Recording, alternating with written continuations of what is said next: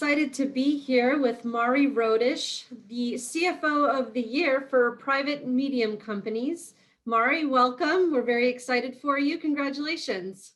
Thank you, Michelle. This has been fantastic. It's an honor, and it's been great to meet everyone and work along the other CFOs that were in this process. Thank you. So as the CFO of EVOTEK and one of San Diego Business Journal's CFO winners of the year, what attributes do you think make a successful CFO?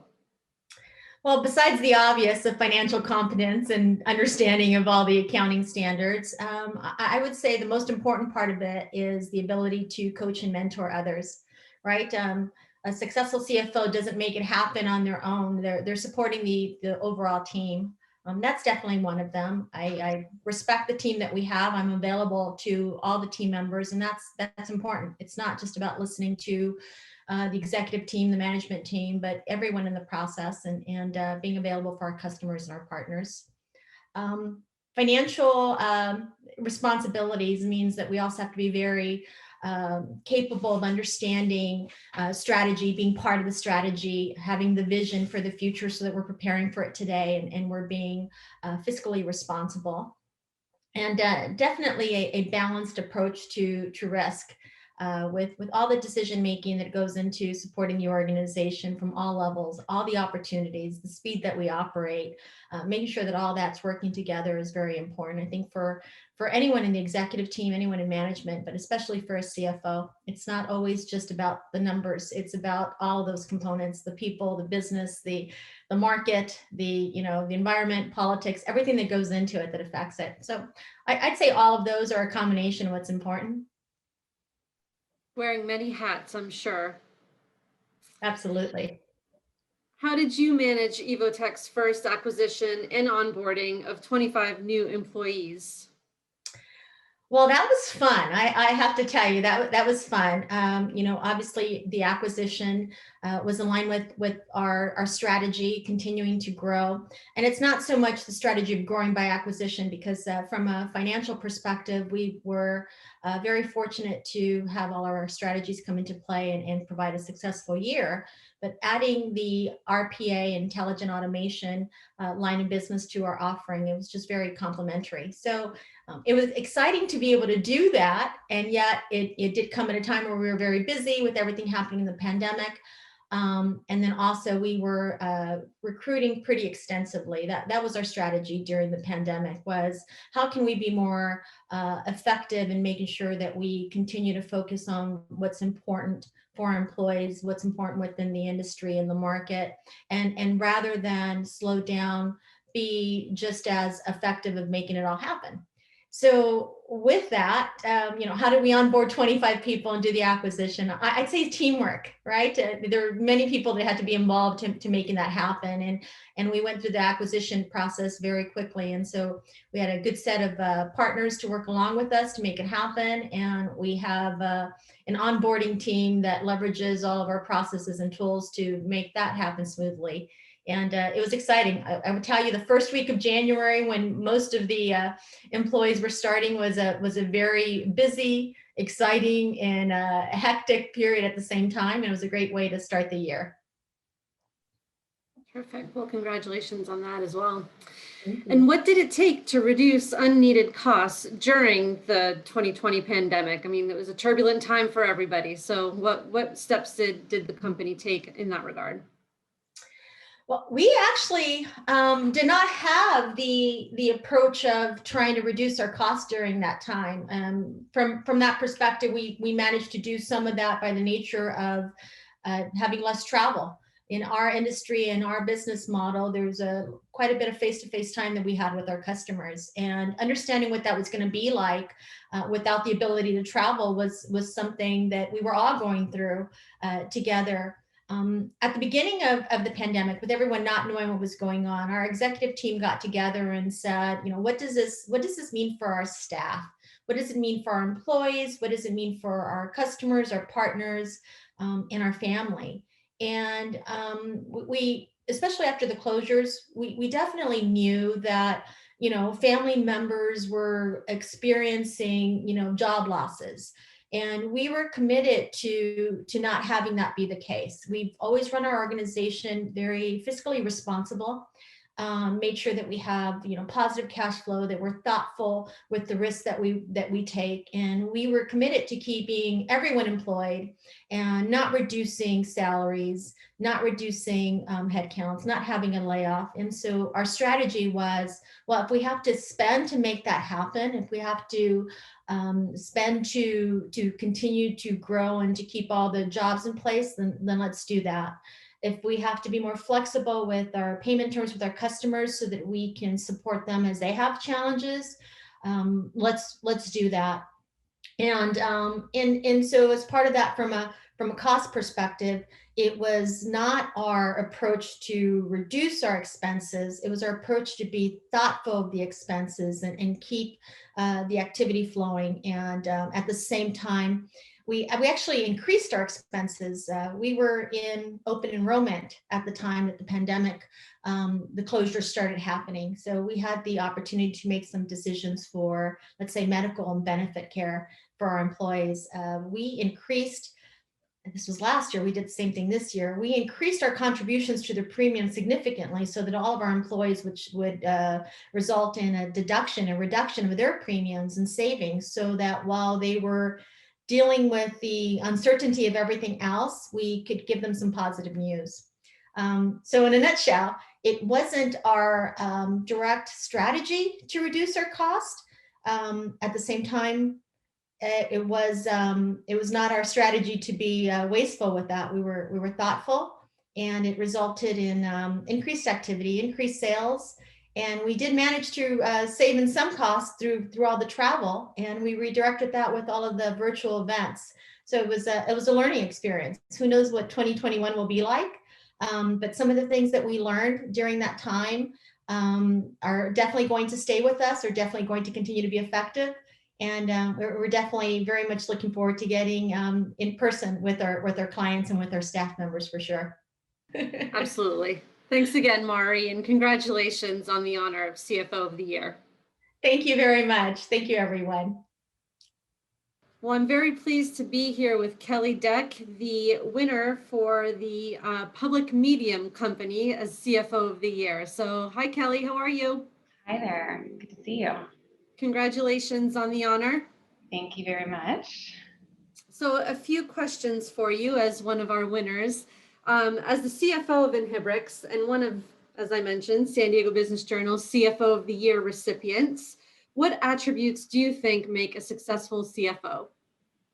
Well, as you can imagine, I've given this some thought, and ultimately what I've concluded it boils down to are two different buckets. One, you have experience, and then the other is grit.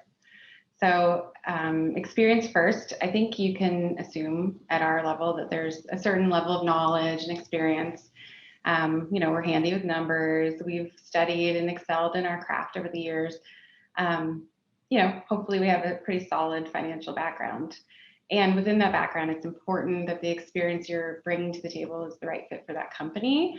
That can depend on a lot of different factors, like what industry you're in, or the ultimate goal for the company, where the company is in its evolution, and all of this matters in order to determine what type of CFO is going to bring the most value, for sure. But what I think is pervasive across the board when looking at successful CFOs is grit. So if you look grit up in the dictionary, it is stated as firmness of mind and spirit. Forbes did an article a while back on the subject, and they defined it as someone with having 5 different characteristics. So I'm just going to walk through those.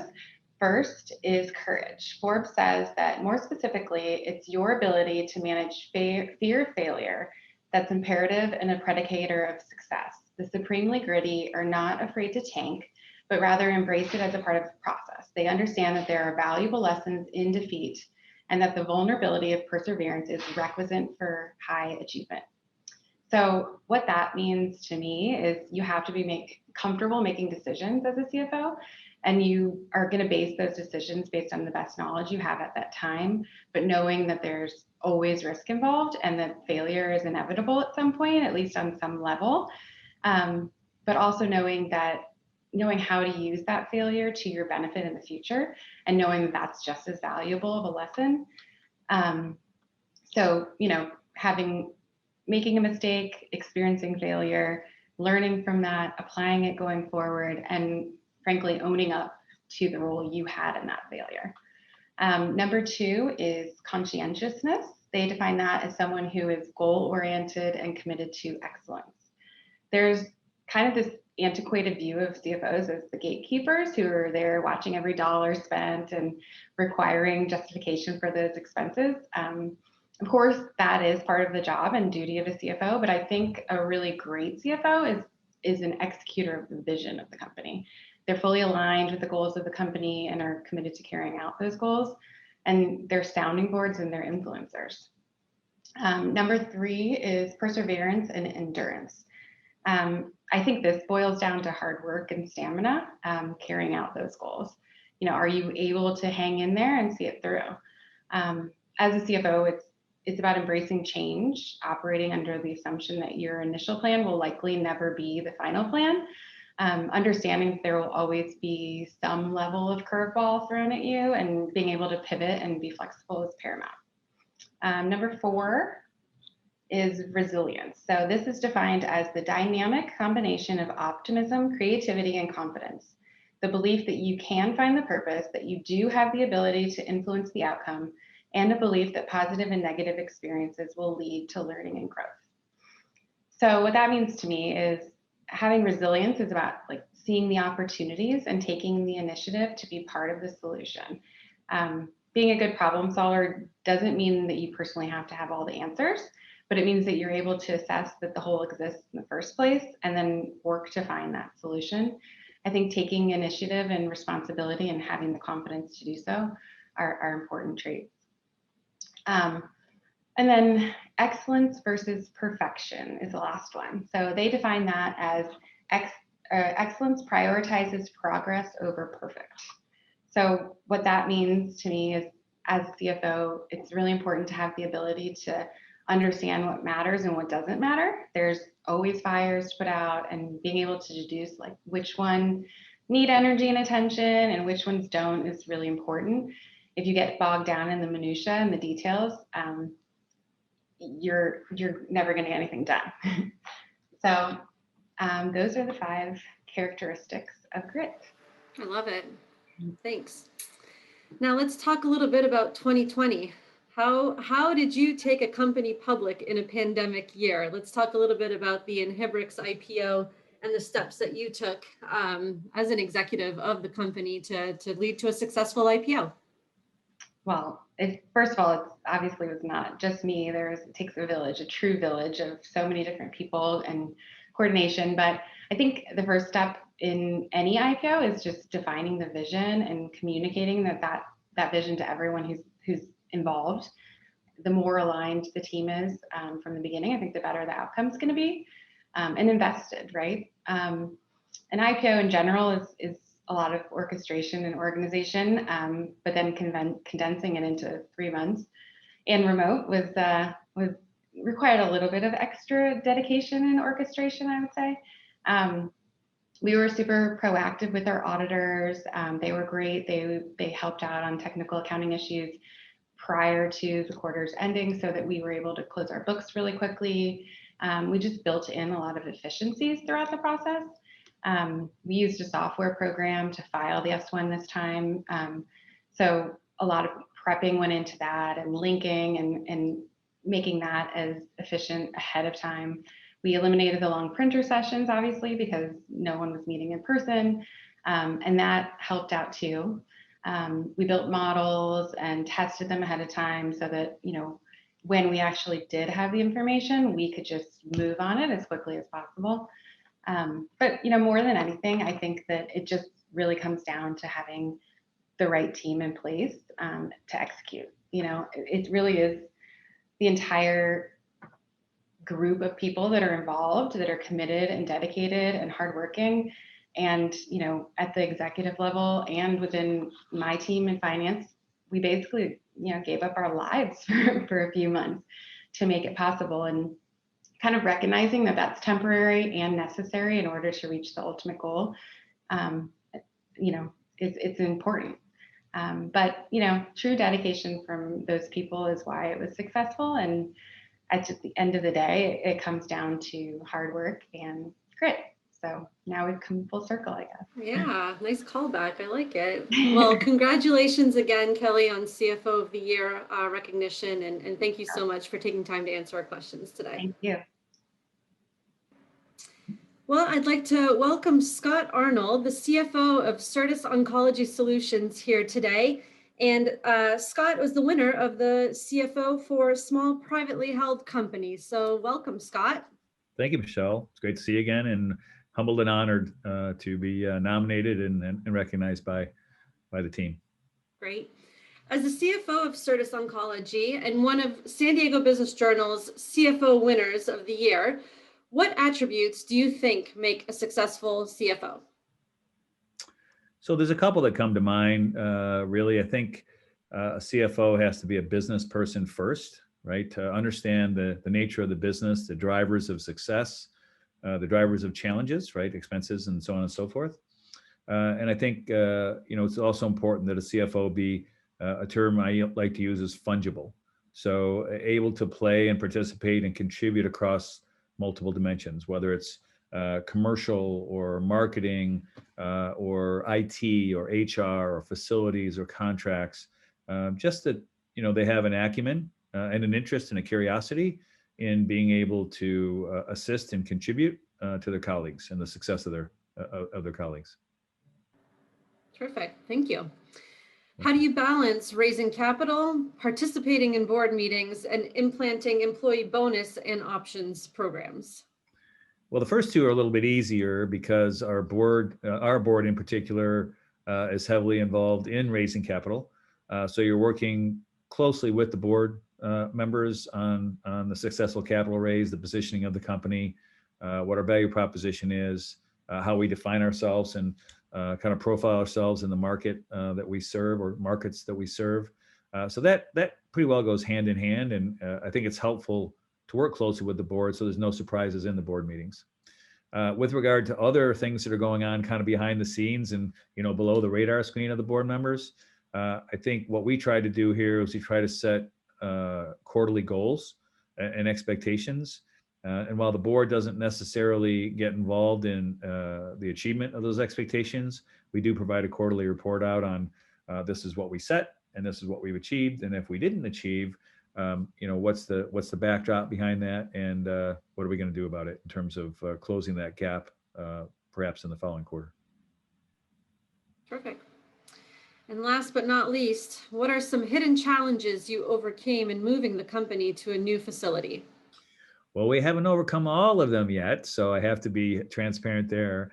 Our move isn't planned until June of this year, so we're about 6 weeks away.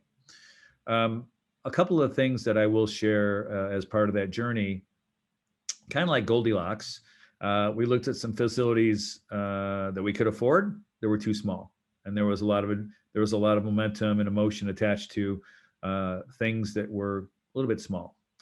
And then we looked at facility options that were too large, right? They would sustain us for 3-4 years, but quite honestly, they were unaffordable in the short term as we continue to ramp the business. I think we looked at 3 to 5 different options before we found one we believed to be just right. And quite transparently, the one we found, we looked at twice. The first time we looked at it, there were some folks who were like, not that interesting. Then they saw small and they saw large, and we came back to the middle and they said, wow, I really like this facility. So I think it's a journey of, you got to be patient with the journey. You got to know what you're solving for operationally, economically, and you have to work with great teams. We are very, very blessed and fortunate to work with a fantastic set of general contractors. Our architect and our project management team is literally and figuratively world-class. And we couldn't be where we are without their help. Terrific, Scott. Well, thank you so much for taking the time to answer some of these rapid fire questions here today. And congrats again on the CFO of the Year honor. Very welcome, Michelle. Great to see you again. And again, thanks to San Diego Business Journal for sponsoring such a great event. Thanks. Well, Kevin, congratulations again on your CFO of the Year award in the large public company category. And as the CFO of Maravai LifeSciences and one of San Diego Business Journal CFO Award winners this year, could you share with us your opinion of the attributes of a successful CFO? Yeah, thanks, Julie. Thanks again for this award and this honor. Really appreciate it. I would say the thing that's worked well for me over the years, and certainly here at Maravai, is really have been a couple of things. Really, teamwork is a big part of it. Teamwork and communication. I'd say certainly at the executive level, with the executive team, with the board, with our shareholders, whether they be public or private equity, we've always been extremely transparent, extremely open, extremely focused on common goals, and making sure we understand everyone's perspective. That's been incredibly important to define success and making sure we're monitoring the business the way everyone expects us to, and be open with those results. And I think the other thing that we've been, good at across the executive team here, and what I try and do at least throughout my career, is really understand strengths and weaknesses, and make sure that I understand and am filling the parts of the organization that need to address the weaknesses that we have. And that even goes to me personally. I do certain things well, I do other things not so well. And I'm fine admitting that and saying, hey, I'm not a great tax person. I need a good tax person, or whatever happens to be. And so understanding those weaknesses and hiring to fill those such that everyone on the team is bringing their strengths to the table is very important. I think that, too often, we all look to try and do everything, and we do everything not well. We need to do what our best position, fill our best position, have people working to their strengths and doing their strengths. And that ends up creating a stronger team, and it just gives more employee satisfaction as well. So it's very important that we complement each other. Don't feel threatened by hiring people that might be smarter than us in certain areas. It's all about building that overall teamwork and that network of people that are using the strengths they have to support what we're trying to get accomplished. And I think we've been very open about that, very straightforward with that, and have formed a great team here at Maravai that's really enabled us to be successful. That's great. So Maravai LifeSciences has had an exciting year, and they supply the mRNA components to companies like Pfizer, BioNTech for their COVID-19 vaccine. Can you tell us a little bit about this experience with the vaccine production this past year? Yeah, it's been an incredible ride for us here at Maravai, and certainly the growth we've seen, and being a critical raw material component to the Pfizer, BioNTech, CureVac vaccine programs for COVID-19 has been a lot of work, but also extremely rewarding. Our relationship with these customers goes back several years. The one company that's part of our portfolio, TriLink Biotechnologies, which is a San Diego-based company, created this intellectual property several years ago. And what it does, it helps to cap the ends of RNA to make sure it does not degrade inside the body and functions as intended, and is not recognized sort of as foreign by the body when it goes into it, and allows the mRNA to send its message and do its work. This was very unique intellectual property, and it's very unique because other capping methods don't have the ability to either maintain the stability or scale like the size we need for the size of the vaccine trial. So it's been an integral part of making these vaccines very successful. The relationships we had go back several years. Actually, BioNTech and CureVac were a couple of our first adopters of this technology and some of our first customers, and we're on the forefront of developing mRNA technologies to address a lot of end states. So those long-term relationships, which were developed by some technology and people here in San Diego, really helped to accelerate the development, acceptance, and certainly the efficacy and safety of the mRNA-based vaccines. That's something we're all extremely proud of. That's wonderful. So Maravai LifeSciences also led an IPO in 2020. Can you tell us a little bit about the specific steps that you took to lead the company through that in a very challenging year and a financial environment? Yeah, absolutely. Yeah, we made the decision to go public back in the middle of last year, and sprinted to a November IPO that was one of the largest, most successful in healthcare last year. We always were looking forward, and I think that just goes to sort of the commitment we had to build a larger company. So it started really going back several years when we made decisions to put in integrated ERP systems, integrated planning, really build out the people the processes and the systems to support a larger company. And we'd always eyed, as you do in the private equity world, eyed our exit. Certainly thinking it would be to a strategic or to another private equity at some point in time, but we always kept that end state and end goal in mind. And we're subject to Big Four audits and kind of got in the routine of as if we were a public company, because that's what a lot of us were used to, and how we run the business. And then when we just started to sprint and do an IPO based upon the opportunities in front of us, the valuations, and the fact that we wanted to see really how we could move forward with the clean cap material, the expanding growth, and control our own destiny. We made a very structured set of decisions to make that happen. That include bringing a lot of people, include bringing a lot of third parties, and really, again, defining roles very clearly. And that was part of our public readiness efforts. And those I think enabled us to move quickly through the process that we need to go public. Also, we had very good relationships out in the marketplace, not only because of our past running public companies, but also because of the relationships we had with our syndicated debt and some of the other things we had done. And certainly, being on the map and presenting to investment banks, working with them for M&A and other things gave people a lot of comfort with us, our story. And I think that the culmination of all of those things allowed us to gain really quick acceptance by certainly the underwriters and the institutional investors to allow us to have such a large, successful IPO and continue to execute past that IPO. And that's been important as well. We had a very successful IPO. We just completed this last week, another secondary offering to continue to return some of the value to our private equity founders that helped us build this company in the first place. That's wonderful, Kevin. Thank you for sharing your thoughts with us today. And I want to congratulate you again on the Public Company Large Category CFO of the Year Award for the San Diego Business Journal 2021.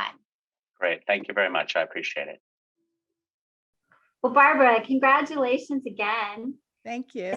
CFO of Taylor Guitars and one of San Diego Business Journal CFO of the Year Award recipients in the Private Large Company category. Can you share a little bit about the attributes that you think really make a successful CFO? You betcha. Happy to do that. First of all, thank you for the award. I'm still amazingly honored and receive emails practically every day still congratulating me on it. And I really am so grateful to have received it. So thank you. And I feel so honored to have it. I would say the first thing I would say makes a great CFO may not be the first thing that people think about when they think about a CFO, and that is passion. Because, it's a very easy job to sort of get into the details because we have to live in the details. But I try to tell people, we have to fly everywhere from, 5,000 to 150,000 feet in the company as a CFO. And in order to do that steadily year after year, it requires passion for what you're doing, for what your business is, for the people you're working with. And in our case, it's very easy to have passion. We're working in music, we're bringing music to the world, working with a great team like you just saw put this together. Our people are amazing. So I think the very first thing I would say is the most important is passion, because passion is what gets you through during the times that are tough. And, you're not sure. We all are going to have tough years at every business we're at. We're all going to have great years at every business we're at. And the passion for what you're doing is what really keeps you going during that time. I would say, obviously, a person has to be good at finance. That would be clear, but I think that's such an obvious one. I don't want to overstate the obvious. I think the other part is really caring about people and wanting to be a mentor and a coach for people, and really truly being somebody who takes joy in watching people grow and in helping people grow. That's probably one of the most important parts of the role. And being a teacher, when I go out onto the factory floor or anywhere in the company and I'm teaching people about what our company is, how we fit into our market, how we make our money, how our profit is made, all of that, just seeing the excitement on their face with them understanding that, and then connecting those dots to how that impacts their job.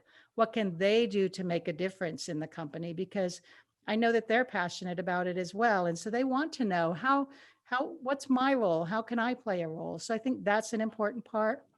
And then finally, just looking out to the future. I'm always thinking about 5 years from now, 10 years from now.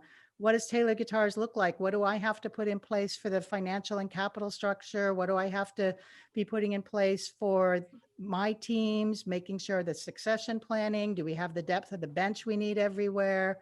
All of those things. And on top of that, I think just make sure you get a good night's sleep every night. Great. I love it.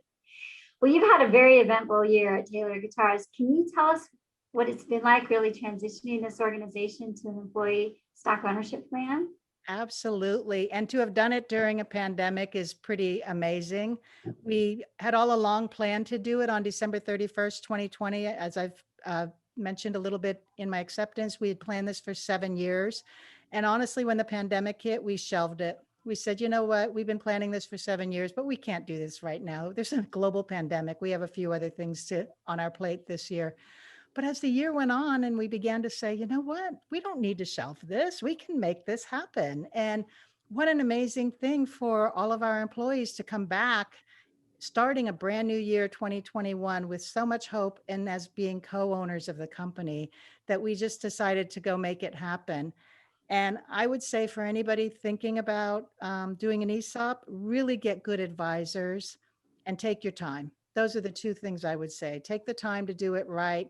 We would not have been able to do it in 3 months if we had not been planning it for as long as we had been planning it, That's great advice.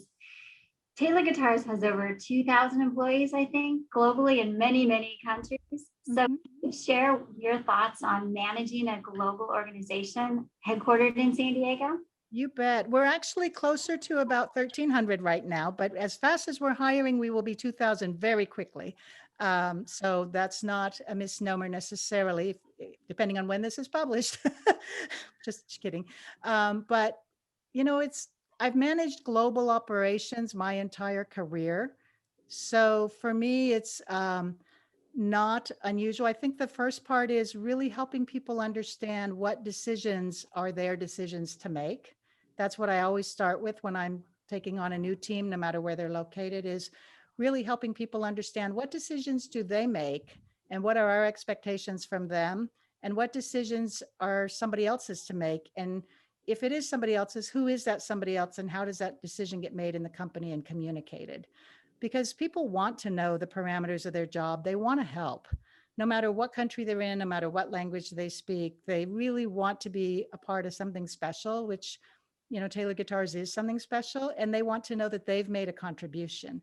So how can you help them make a contribution? I feel like is by defining their role and helping them see how that role fits into the overall. And then we have very regular weekly meetings, literally with every part of the organization. Some meetings are dailies, depending on what level we're at in the organization. But with all of our international teams and our local teams, we meet at least weekly. And that's an opportunity the meeting isn't so much for me, it's for the employees and for them to be able to share with me, what do they need? How can I best help them be successful in their role? What are the roadblocks that they have? Part of my job is just helping break down roadblocks, whatever they may be. So that's an important part of managing a global team. I think another important part is bringing them together across the organization. So for example, our finance team meets monthly, no matter where they are in the world. And they understand then what's happening in the other areas and they see how they fit into it. So. Well, Barbara, thank you so much for sharing your insights today. I congratulate you again, and we really look forward to watching your continued personal success and the success of Taylor Guitars. All right. Thank you very much. This is a serious honor. I'm very excited to just be a part of it. Thank you. Awesome. Sorry to cut in. I don't mean to cut in. That was so great. But I was thinking, could we start that question over and maybe we can just use the 1,300 figure? 1,300. Yeah, I was going to say I had the wrong number. That would probably be best. So if that's all right, Julie and Barbara, if you'd like to go through that last one just one more time. Okay, great. Okay. Thank you so much. Just before we do that, any advice about what to do different on it? No, I thought your response was really great. I just wanted to make sure we were accurate and we don't have to do a retraction of that. You don't have to mention. We'll get it right. So we'll do Okay. 1,300 in that question. Thank you. So Barbara, Taylor Guitars has over 1,300 global employees in many countries. Can you talk a little bit about what it's like to manage a global organization based in San Diego? Absolutely. Happy to. I've been managing internationally for my entire career. It's been a big part of the focus for me. And what I've learned is that it's super important when you first are starting to manage a new person or bringing a person into the company to spend time with them to get them onboarded correctly. And part of that is helping them understand how their role fits into the overall company and what decisions are we expecting them to make, and decisions that are not theirs to make, that they understand that too. And they know, how does that decision get made? How do they get to have input into that decision? Because what really happens in organizations, especially multi-dispersed organizations like ours, is 1 million decisions are being made every day by employees all over the company. And what we really want is that for the bulk of those decisions, the best decision possible is being made. So how do we coach decision-making and people understand their role in it is super important. The other part is communication. We just can't over-communicate. And no matter how much we communicate, all of our employees would say they would want more communication. And I think that's just par for the course. We all want continual communication.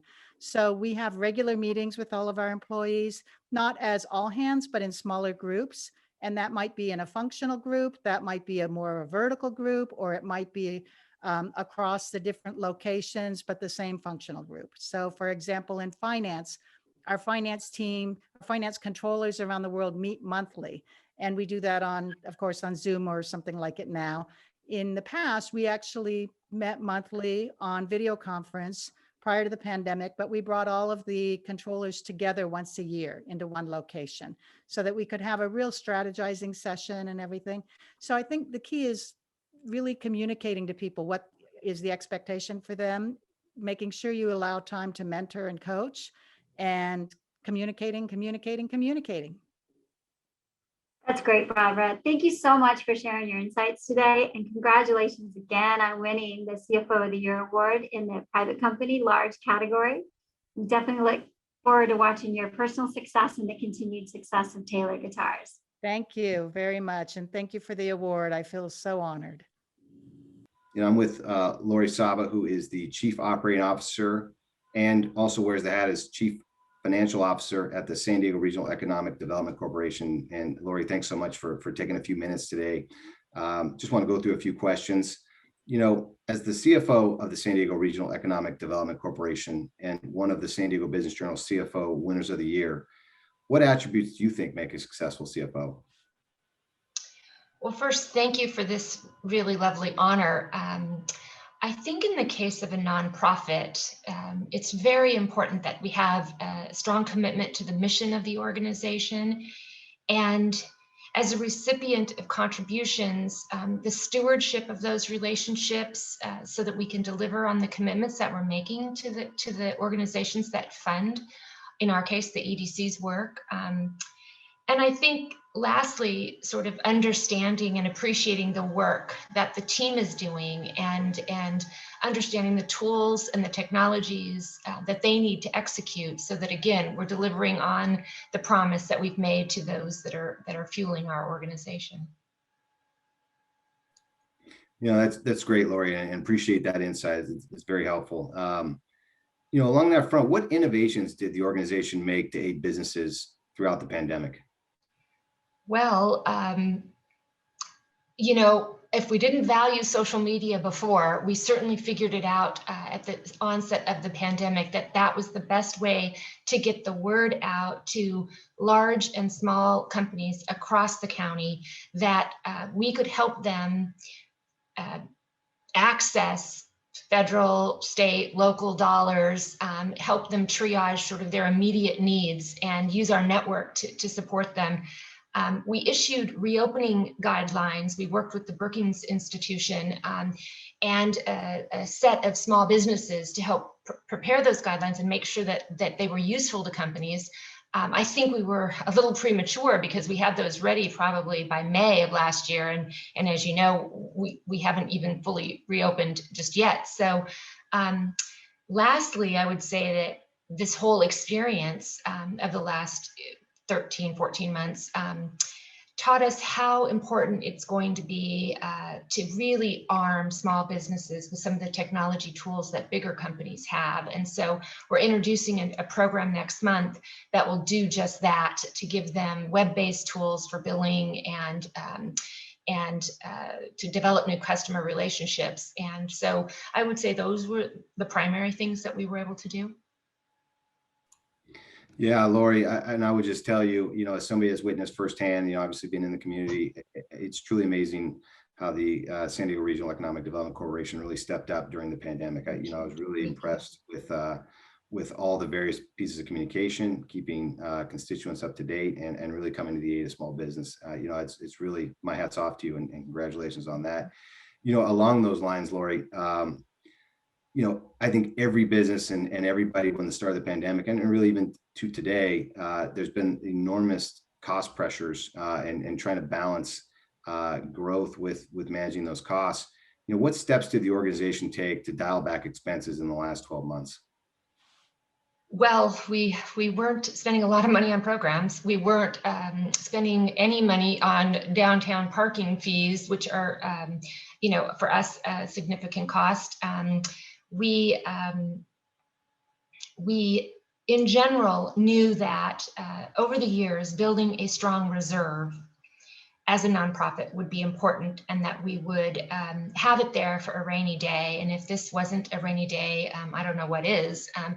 We were super lucky. I think that we were able to hold our expenses and our revenues to finish our fiscal year, which aligns with the calendar, at a break-even point. But I think this year, 2021, will be the year that we may have to dip into those reserves a little bit, but that's what they're for. It's your savings account, and I don't take that lightly at all. It took us, I've been at the organization 22 years, and it's taken us all that and more to build up that reserve. So we'll be very cautious, but it has given us the runway to tell our team that their jobs are secure again this year. And I think that is highly motivating and gives them that security that they need to put their heads down and do this important work. So combination of, tightening our belt and being really aggressive about communications with our members so that we can hopefully maintain their support through these trying times. Yeah, Lauree, and again, I just want to say congratulations to you and everybody at the San Diego EDC. You guys are just a tremendous resource, and you benefit the community very much. And so, congratulations to you, well earned. Congratulations to everybody over at that organization. You guys do great work. So thank you, and thank you for serving on our board of directors. We appreciate that very much as well. And I will share that with the entire team. Thank you. Yeah, appreciate it. As the CFO of the Jacobs and Cushman San Diego Food Bank and one of the San Diego Business Journal CFO Winners of the Year, what attributes do you think make a successful CFO? Yeah, thank you, Joe, and I appreciate the question. I think it's so important for CFOs to have vision for both the company and their team. And this vision needs to be backed up then by strategy. It's the strategy that will help CFOs achieve their goals and reach that vision. And that strategic framework will also help them as they develop budgets, forecasts, and scenario planning. I also think it's necessary these days to be operationally minded. CFOs are asked to do so much more. We are not just doing accounting and finance. Therefore, viewing the company through several lenses, I think, is crucial. For example, I'm responsible for human resources, risk, facilities, IT, and construction. So it's important that I don't just see the organization in just one way. Next, I would say build a strong team and then let them do their jobs. Get out of the way and let them do their jobs. And then as they are thriving, be willing to listen and learn from them. Finally, I would say be willing to lead and inspire. I know that this is not necessarily a comfortable thing for most of us, but I do think people want to be led and want to be part of something that's great and worthy. And I know that we can offer that here at the San Diego Food Bank. That's great, Casey. You really appreciate that feedback and great insights. Just another question. Jacobs and Cushman's San Diego Food Bank's annual budget went from 13 million to 40 million in the last 11 months. How did you manage this upscaling? Yeah, thank you for this question too. We were so very fortunate. We could not have responded the way we did during the pandemic without the great San Diego community behind us. They support us with their treasure, making sure that we had enough buying power to serve the food insecure throughout the county. They support us with their time, volunteering in our warehouse, more than 25,000 visits over the past year. And they support us with their food, where we saw a record number of food donations during that period. Now, this did happen very quickly and without much notice, but we were still able to be very methodical about our approach to that rapid growth that we experienced. We were able to ramp up so quickly by focusing on three key elements. One, strategy. We needed to determine priorities and then figure out how to meet them. Two, people. Always comes down to people. We were going to have more people to feed, going from serving 350,000 people a month pre-COVID to nearly 600,000 during the height of the pandemic. So that increased food output meant we needed a larger workforce. And then three, capital or cash. We anticipated spending a lot more money on food distribution, personnel, technology, and equipment, and that was all true. So Joe, focusing on these three key areas allowed us to scale up at warp speed. Joe, it worked, but I do not want to do that again. Again, unbelievably impressive, and it's a really eye-popping number. That kind of growth, under those circumstances is truly amazing. So, my hat's off to everybody, yourself over at the food bank. Just really, really amazing stuff. One of the other numbers that sort of pops out at you when you start reviewing this is demand had increased by 63%, over this past year. How did you guys meet this during a crisis? Yeah, thank you. And I'm going to stay with those three key areas that I mentioned before. One, strategy and the execution of that strategy. We purchased millions of dollars of food within days of the lockdown. We knew that the supply chain would be disrupted, food orders would be delayed, and we wanted to be first in line, and this paid major dividends for us. Next, we added, and we needed to add additional warehouse space. We leased 80,000 square feet within months of the lockdown. This allowed us to grow from 43 million pounds distributed a year to nearly 70 million during the pandemic. Number two, again, back to people. Increased output meant also increasing our workforce, and we did that by more than 20%. And we achieved that 20% within weeks, months of the lockdown. And finally, three, capital. We have a 6-month financial reserve policy. We observe it strictly, which meant that we had cash on hand, allowing us to respond immediately to purchase food. It also allowed us to support our nonprofit partners. We partner with more than 500 nonprofit partners throughout the county. These nonprofits have feeding programs and receive most of their food from us. We knew that many of them would endure financial hardship during COVID. So we developed a program that would provide capacity grants to these agencies. During the pandemic, we have provided more than $1.8 million in capacity grants to support our partners and helping them meet their local needs. So I think to sum this up, Joe, it really was a team effort, which included the community, and the food bank was well positioned to respond the way it did. Well, thanks, Casey. That's great information. Again, my sincere congratulations to you and everybody at the food bank. I think what you guys did last year was truly extraordinary, and this honor is well deserving for you. So my hat's off again, and congratulations. Thank you, Joe, and thank you to the San Diego Business Journal. I'm thrilled to be spending time with Mary Jo Ray of RCR Financial. Mary Jo recently was awarded the CFO of the Year award by the San Diego Business Journal in the most innovative category. Mary Jo, congratulations. A well-deserved recognition of the leadership that you provide to the many companies that you work with.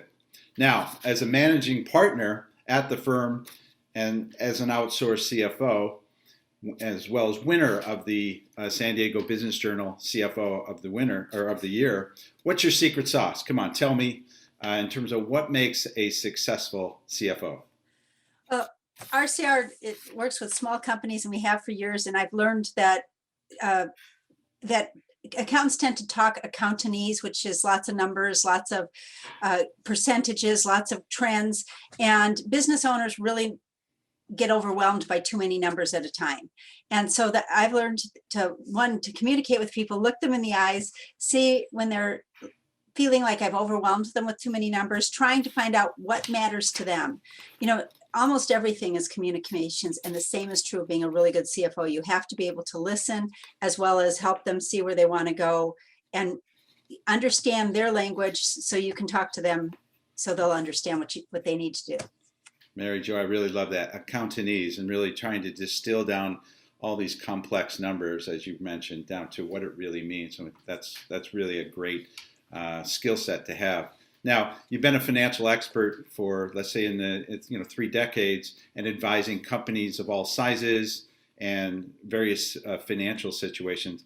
How is this role as of the CFO? How has it changed over that period of time in your advising?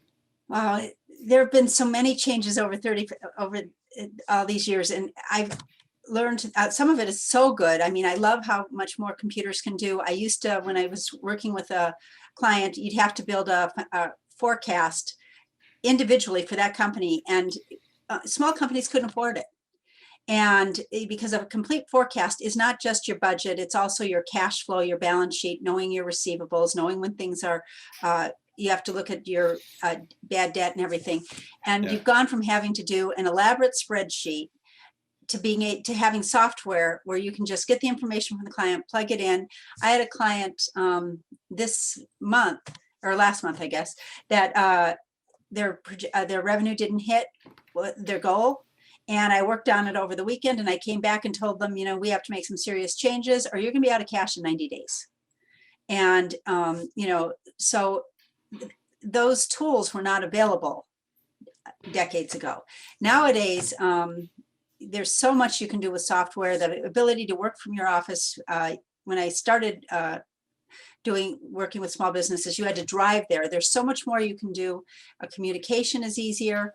That being said, one of the changes that don't work well for you is that you have to work harder on relationships because you're not meeting in person as often. You're not dealing with people as often. One of the things that is one of the most important assets that a small business can have is a good relationship with their bank. And, it's so easy to do it electronically. Mm-hmm. And that you don't have to go in. But if you take the time to go in and then something goes wrong, they know who you are, they'll work with you, for short-term problems. Knowing your branch manager is the best thing that you can do. It was then, it is now, but now it's harder to do. Regulatory things, it used to be paper and pencil, and then you had a typewriter, and governments are computerized, but they're way far behind. And it's extremely difficult to make the personal connections because they're computerized, but their computer's information isn't up to speed. So that's an area that I could see potential growth, and patience is required for either the business owner or for us who's helping them. Sales tax is, regulations increase constantly, and you have to stay on top of them. And I think that creates a greater need for people to have CFOs, because who wants to spend all that time staying on top of regulations when you want to go out and make money? Yeah. So there's more need for us, and more need for us, the knowledge part, and less need for the data entry because of the systems that have improved over the years. Yeah, thank you for that. I mean, one comment that you made that really resonates with me. The role of the CFO today is more, it's very much relational. It's just not transactional. Yes. I think that's a perfect, key aspect to take away from your comment. Just one more question that I have for you. We've obviously just gone through a pandemic, and still in a pandemic. Yeah. Hopefully, we are seeing kind of the light at the end of the tunnel, as judged by the number of cars on the road, the number of people on the streets, the difficulty with getting restaurant reservations. Hopefully there's a light at the end of the tunnel, but it's certainly been a very interesting period of time for companies of all sizes to go through this health crisis and how that has impacted companies financially. What advice can you give CEOs and boards of directors in navigating difficult financial situations that we may need, we may go through once again? Well, difficult financial situations come up all the time. I think, obviously COVID was probably the worst emotional financial situation I've seen, because you were trying to work with things that are never expected. No, I don't know of any contingency plan, and I've been on a lot of contingency plans that ever said prepare for everyone to have to work from home. But having a plan, being able to look at, once again, having that forecast done so that you can say, okay, we're going to have everyone work from home. So can we close down offices? Do we have to lay people off? Running numbers can help you plan and figure out what's going to happen. But once that's done, you're not just, I can give you the numbers of what you have to do. Say you have to cut your costs $50,000. Yeah. But if that includes layoffs, if that includes anything that happens to people, you have to stop and think, how is this going to affect people? How can we minimize the impact? So once again, you have to crunch the numbers, do the accountant's work, and then you have to really think, how can we take advantage of the assets we have, and how can we minimize any fallout? Yeah, great. Well, Mary Jo, once again, it's been a pleasure to get a chance to speak with you again. Congratulations on your award. Your guidance and your advice is certainly very invaluable to many other finance professionals and to those looking to pursue such a track. Thank you. Thank you. I appreciate it. And I'm honored by the award. Thank you very much. Well, I'm thrilled to be spending time with Pierre Ouillet of UC San Diego. Recently, he was awarded CFO of the Year by the San Diego Business Journal. Congratulations, Pierre. A well-deserved recognition of the leadership that you provide to the university. Now, Pierre, as I understand it, you're the CFO for the main UC San Diego campus and the academic medical center called UC San Diego Health. Very, very impressive with your accomplishments and the level of responsibilities that you carry, including being accountable for a $6 billion annual budget. Very, very impressive. So, Pierre, given all these responsibilities, tell me, what's the secret sauce?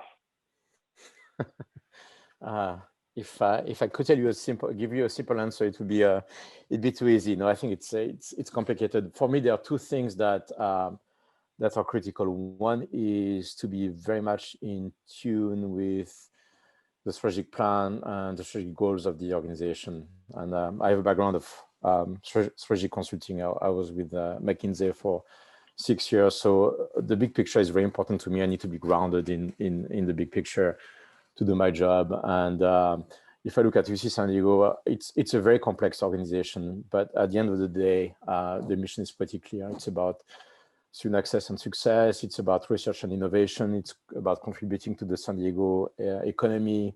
And it's about bringing leading edge care to our patients. So for me, that's what I need to remember every day when I go to work, and because that will drive a lot of my decisions. And the other piece for me, which kind of counterbalances this, is I think great CFOs are highly in tune with the organization. And I use the word empathy a lot, which is very counterintuitive because CFOs are supposed to be hardcore and tough. And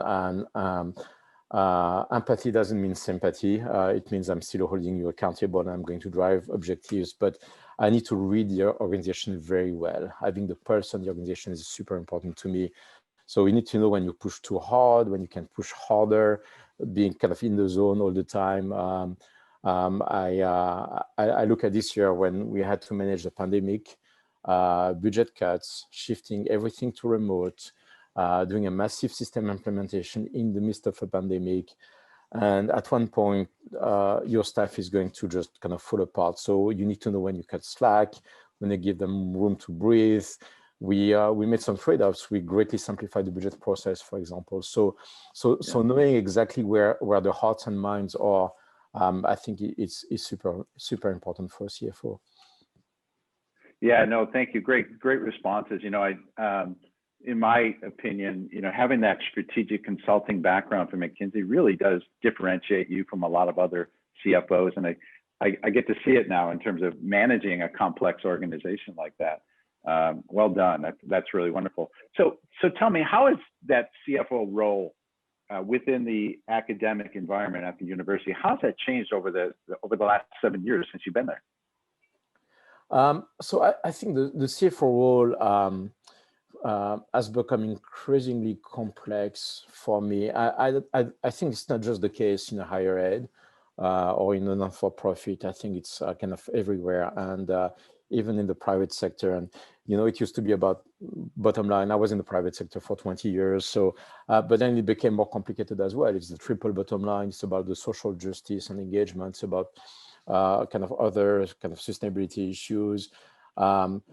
Right now, I mean, diversity and inclusion is huge. The importance of setting the right culture is really important as well. There is a war for talent out there more than ever. I'm looking at, for example, our fund managers. They are being recruited by the biotech industry in San Diego. So talent acquisition and retention is super important. I think a new element for me over the last few years is the compliance landscape, both in the for-profit and non-for-profit. It's becoming extremely important. I'm thinking of the conflict of interest issues, the export controls. There is the entire cybersecurity theme as well. I mean, that's keeping us at night every day. But you cannot accept all these issues and let your cost go sideways. So you have to do everything and still manage your cost. So you have to build a really innovative culture that's kind of smart about things. So for us, it's about Lean Six Sigma. We have 3,000 of our staff or have various level of bells in the Lean Six Sigma culture because they need to think about continuous improvement every day. We are using machine learning to automate the processes and figure exceptions and flag compliance issues. So the level of complexity, I think, is very different from where it used to be even 5 or 6 years ago. And for the CFO, that means that you have to be more sophisticated and you have to be much more expert at bringing the entire organization together all the time. Mm-hmm. No, and thank you so much on also even talking about, you know, that academic setting and what does that look like, for example, in the private sector and the for-profit sector, and the dissimilarities as well as similarities. So thank you for doing it. So kind of my final question is, what advice can you give CEOs and boards of directors in navigating difficult financial situations, certainly that many companies had to face over this past, 12 to now almost going on 15 months, it seems like. Any words of advice to the boards and to your CEOs? Well, there's certainly no shortage of difficult decisions at the moment. So I have two thoughts here. One is really make decisions that are reflective of the core values and strategies. I mean, if we really care about the health of the students, we'll make decisions that may not be in our short-term financial interest, but they are the right decisions. So, for example, we kept 600 isolation beds on campus so that we could bring students from the community of campus to the campus if they were exposed to the virus, to keep them safe and the community safe. It was not an economic decision by any means. It was just the right thing to do. And look, we had 120,000 applications this year because we did a few things right. So same for the staff. We made a commitment of no layoffs during the pandemic because it was the right thing to do. If we want to be an employer that people want to work for, that was the right thing to do. So going back to rephrasing every question as what is the right decision will give you a much better chance to get to the right answer. And the other piece that is the corollary to this one is try to make decisions for the medium to long term. I mean, my job is to make decisions thinking 3 or 5 years out. For my board, it's kind of 5 years to 10 years, sometimes 50 years if we make a major land acquisition out. Of course, higher ed tends to be longer term than a lot of the private sector, but I think the same logic applies. Think about not today, but tomorrow. Is my decision making sense? So from both a core value standpoint and from what I want this organization to be after I pass or leave, I think that's the right framing. Great, great. Well, once again, thank you for your time, Pierre. Greatly appreciate it. It's been great speaking with you. And once again, congratulations on your award. Thank you so much, David. Take care and all the best. All right. Tim, as the CFO of ImpediMed and one of the San Diego Business Journal CFO Winners of the Year, what attributes do you think make a successful CFO? Yeah, thanks, Karen, for the question. Appreciate it. I think when you think historically about a CFO, you think fiscal responsibility, compliance, historical reporting, those types of things, and those types of attributes that go into a role. I really view those as kind of a given and requirements for the job, but not the key value drivers in what an organization is looking for, or where the CFO really can play a major part. Today's CFO, I really see as a partner for the stakeholders within the organization, and then also someone who is extremely adaptable and agile. So when I say adaptable and agile, I'm talking about financial models in a rapidly and changing environment. I mean, COVID-19's taught us we need to be able to reforecast and reforecast again in order to keep up with the changing environment that we have. So future planning, forecasting, reforecasting, are critical elements to this role, and and something that a CFO needs to be at the forefront of. Past performance and looking at historical data is really just one piece of the puzzle. But when you combine that with the macroeconomic and the future looking things that are going to impact the business, you really start to take full ownership over the inputs and the assumptions that go into the financial modeling and financial planning for an organization. And it really allows you to have a deep understanding of the needs of the business. And then the other part of that is just being a partner for stakeholders. So, from the board level down to individual departments and department leads, CFO really needs to have a strong and deep understanding of the needs of every facet of the organization. You should be coming at the role asking questions first, as opposed to thinking you have the answer. And as you become a partner with the different departments, you really gain that trust and accountability from, the organization as a whole. That's a great answer. Thank you. You were very successful last year. Can you tell us, how did you raise over 36 million Australian dollars and secure the top 5 company contracts within your first 6 months on the job? Yeah, thanks. It's been a really exciting year, but it definitely didn't happen overnight. I mean, I was fortunate to be in a previous role as acting CFO, executive vice president of finance. So I had a nice runway leading into the role. But it's really, it's the culmination of a lot of hard work across our entire organization over a number of years. And I guess when you look at it from capital raising standpoint, we've got some very supportive shareholders that really understand the journey we're on. In the life science industry, it's not a short journey for a lot of companies. This is a long road, where you're getting clinical data and you're creating an oftentimes new technology and trying to really be a game changer in the life science industry. So having those supportive shareholders that understand the journey and know that you're going to deliver on your end of the bargain and hitting milestones, is a critical piece. And then having strong teams that deliver.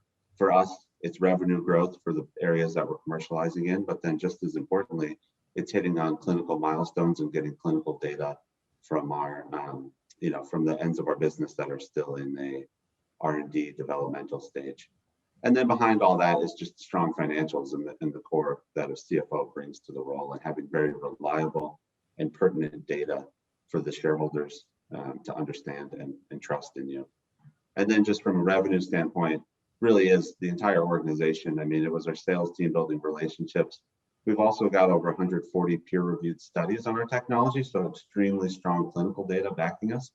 And we continue to make software enhancements with our digital platform. So it's all about just executing on that hard work, putting in those hours, and being prepared for when those opportunities arise, and being ready to act when they do.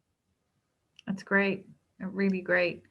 How did the transition of the company from a capital equipment model to a software as a service model lead to 99% revenue growth during the pandemic? Yeah, this is a fascinating question for us internally. I mean, this has been the most exciting part of our journey of really changing to a digital health platform.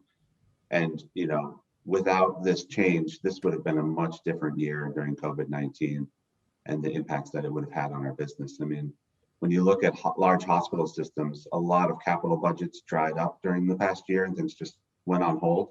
One, just because of the risk, being faced by hospital systems, as well as just turning their attention to being on the front lines and caring for their workers that are combating COVID-19, and now also, helping to roll out the vaccines. So you've got capital budgets that were put on hold, and then other large purchasing decisions also delayed during COVID-19. So a lot of companies with a more capital intensive business model have had very different outcomes compared to us. So being on the forefront of that change to a digital health platform and really having that vision a number of years ago to change the company was huge for us.